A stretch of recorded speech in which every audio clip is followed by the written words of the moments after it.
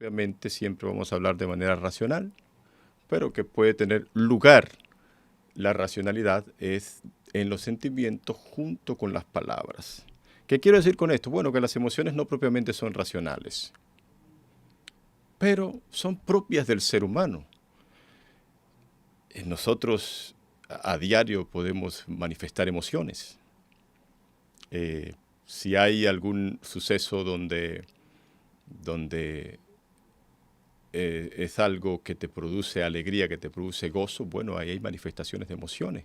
Pero si es un suceso que genera tristezas, que genera preocupaciones, también son emociones. Y eso se sucede a diario en nuestras vidas. De manera que es muy fácil o podemos ser llevados a fundamentar nuestras vidas en base a las emociones.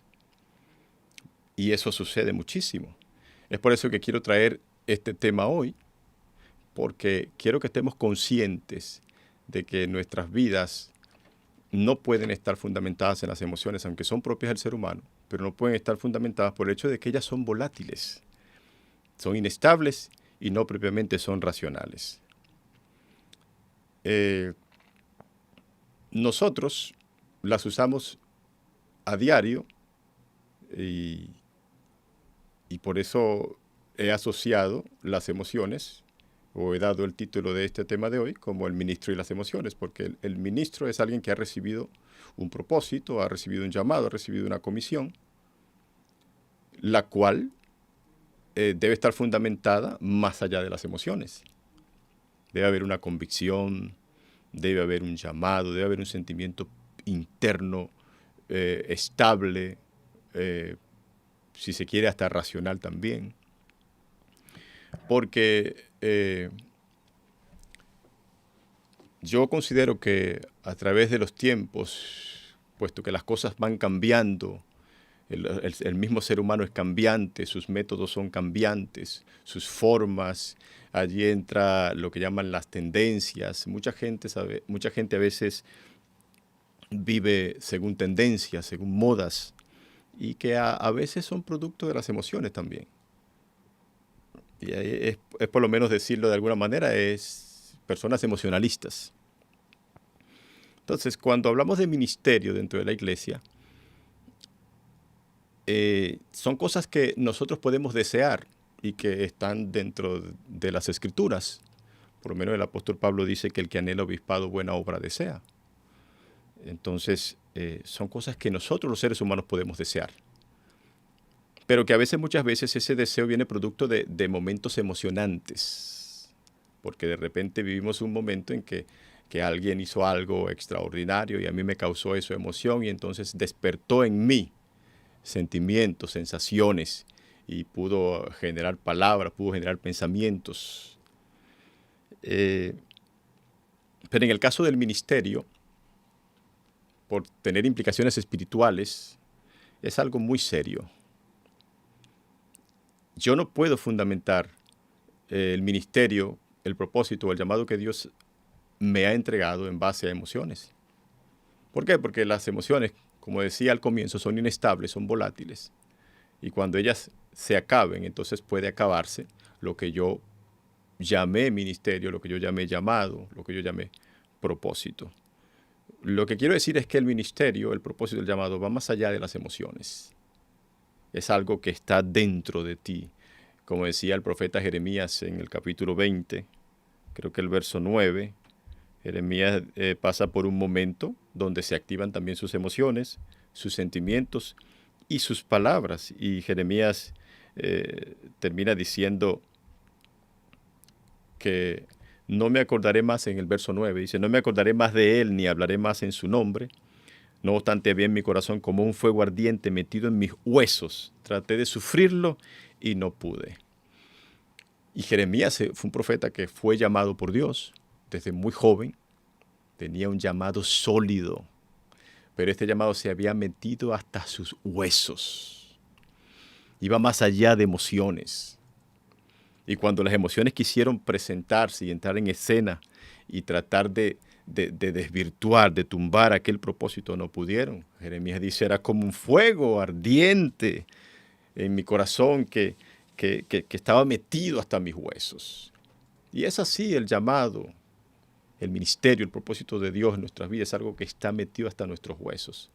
Y eso me hace acordar del profeta Eliseo, que después de muerto dice que en el capítulo 13 del segundo libro de Reyes, en el verso 21 dice, y aconteció que al sepultar unos a un hombre, súbitamente vieron una banda armada y arrojaron el cadáver en el sepulcro de Eliseo, y cuando llegó a tocar el muerto los huesos de Eliseo, revivió y se levantó sobre sus pies.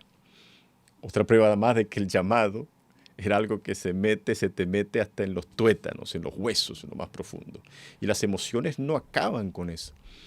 También traigo a la memoria el caso de Jeremías. Jeremías fue visitado por las emociones en un momento y le dijo al Señor que le quitara la vida porque él no era mejor que sus padres.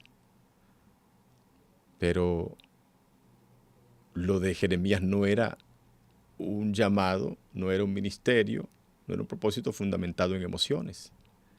Ya habían pasado los sentimientos, ya habían pasado las reacciones, los sentimientos y las palabras. Y no cede propiamente a lo que esa emoción en sí quiere. No, hay una parte racional en el ministro, en el hombre de Dios, en el hombre que Dios llamó. Y traigo este tema porque he visto casos o se han escuchado casos de según se dicen, pastores que han llegado a suicidarse. Bueno, eso es algo que es un poco complicado de analizar, pero yo creo que una persona que tenga un llamado metido hasta los huesos difícilmente puede hacer cosas como esas, tan fatales.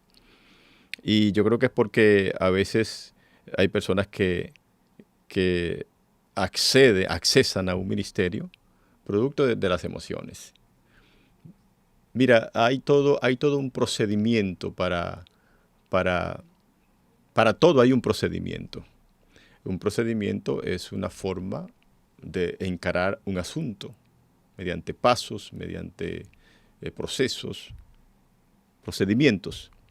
Pero que estos procedimientos son establecidos o son dados por quien tiene autoridad, quien tiene competencia para ello. Las escrituras nos enseñan a nosotros, como citaba el caso del que anhela obispado, que hay un requerimiento para ejercer un ministerio. Por ejemplo, Pablo decía en la primera carta a los Corintios, en el capítulo 9, hablando de los derechos del apóstol, cuando uno empieza a leer el primer versículo, más o menos está el establecimiento de requerimientos, de exigencias que hay para ser reconocido apóstol. Y una de ellas era que había visto al Señor, que había sido llamado por el Señor, había visto al Señor, y que además tenía toda una congregación de fieles creyentes que habían creído por medio de él, que eran el sello de su apostolado. Entonces hay un requerimiento, hay un procedimiento para el ejercicio de cualquier ministerio. Por ejemplo, en el caso del reinado en el pueblo de Israel, en el libro de Deuteronomio, en el capítulo 17, a partir del verso 14 más o menos en adelante, se establecen los requisitos para el que iba a reinar sobre el pueblo de Israel. Y en el verso 18 dice que el que se haya sentado ya en el trono debe coger una copia de la ley, del mandamiento, donde se observaba lo que el rey que se sentaba en el trono de Israel debía observar, debía de manera constante tener presente para entonces reinar conforme a la voluntad de Dios. Cosa que Salomón al final no hizo porque Salomón hizo lo opuesto. Dejó de ver los requerimientos, las exigencias, la ley que hay detrás del reinado, que hay detrás del propósito, que hay detrás del llamado, y terminó incurriendo en apostasía. Entonces, no somos pastores o no somos maestros o no somos evangelistas o apóstoles o profetas producto de emociones. No, somos ministros de Dios producto de un llamado. Somos ministros de Dios producto de algo que Dios nos ha entregado, una asignación que Dios nos ha entregado y que se ha metido hasta lo más profundo de nosotros y que ninguna emoción que se manifieste en nuestras vidas, como es propio de la naturaleza del ser, va a hacernos desistir del ministerio, porque no fue producto de las emociones, no se fundamentó esa comisión en unas emociones, sino que se fundamentó en un llamado de Dios que se metió hasta lo más profundo de nosotros. Difícilmente una persona que tenga un llamado así, metido hasta lo más profundo del ser, haría cosas semejantes como esa, entiendo. Porque no es producto de emociones. No es producto de emociones. Y entonces tenemos que estar conscientes de eso, todos aquellos que somos creyentes, que conocemos al Señor, que vamos a una iglesia, que escuchamos prédicas. Bueno, las emociones se nos activan muchas veces y muchas veces queremos hacer cosas para Dios. Yo quiero hacer esto para Dios, yo quiero hacer esto para Dios. Y muchas veces es producto de emociones. Entonces no vivamos nuestras vidas fundamentadas en las emociones.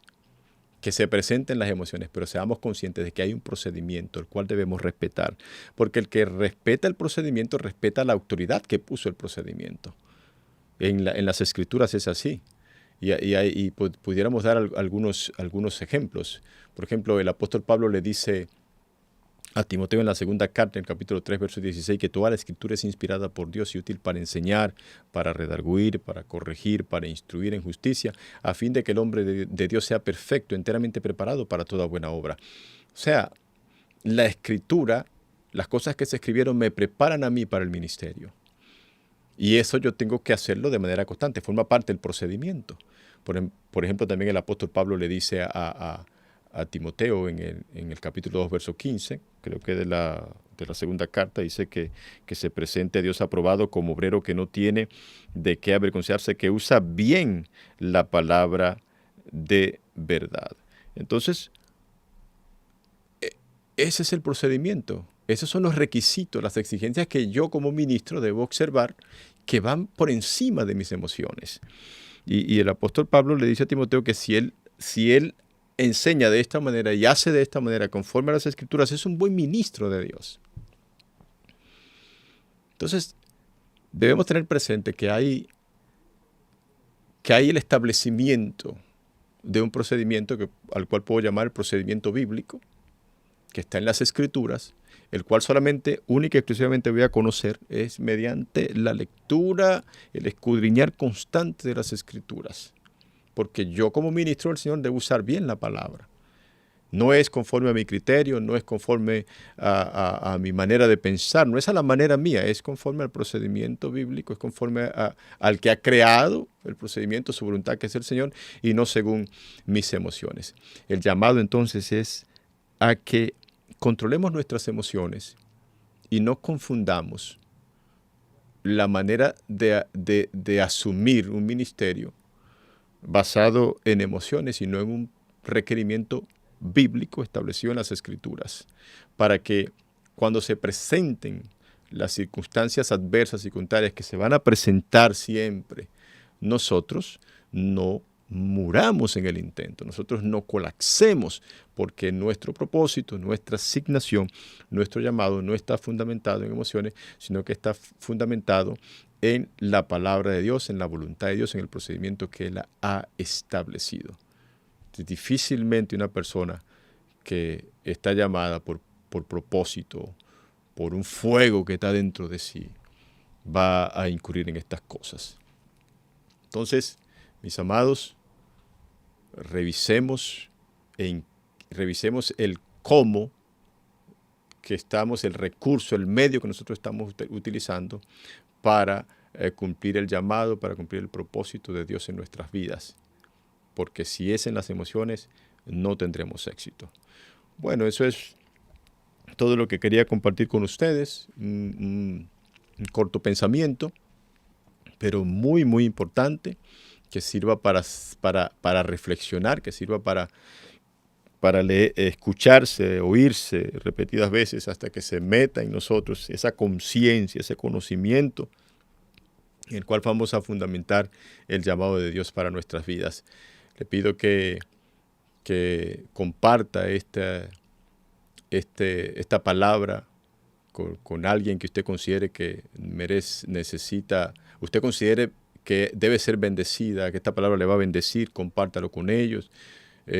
Invítele a suscribirse a nuestra plataforma, invítele a seguir todos los segmentos que tenemos en la plataforma, porque hay de todos los temas variados para que cada quien reciba de acuerdo a la circunstancia que esté viviendo, de acuerdo a la necesidad que esté presentando. Siempre va a haber una palabra gracias a que el Señor ha preparado y ha dado la provisión de esto para que nosotros podamos entonces ser bendecidos y la palabra de Dios no escasee en nuestras vidas. Así que aproveche, valore esto, valore este esfuerzo que hace la Iglesia Buenas Nuevas por medio de estos podcasts, de tener todos los días un programa para suministrarle una buena palabra que sirva de fundamento para su vida. Así que desde ya les bendigo en el nombre de Jesús, que la paz de Dios sea sobre cada uno de ustedes, que la palabra de Dios sea firme y haya cabida en su ser y que produzca fruto cual al 100,